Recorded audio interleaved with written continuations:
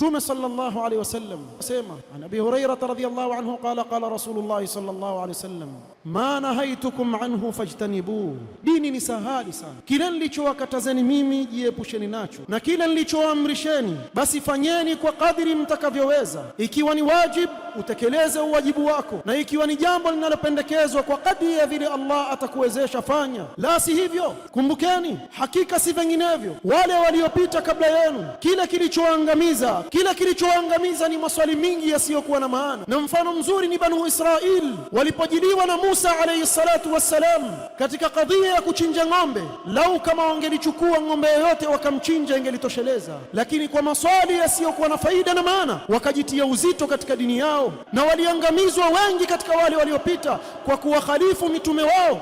Kwa hivyo ndugu yangu Muislamu, dini yetu iliyokamilika haina uzito ndani yake. Ni wewe ujiepushe na makatazo aliyokataza mtume wetu sallallahu alaihi wasallam, na ushikamane na yale aliyokuamrisha mtume sallallahu alaihi wasallam kwa kadri ya vile atakavyokuwezesha Allah subhanahu wa ta'ala.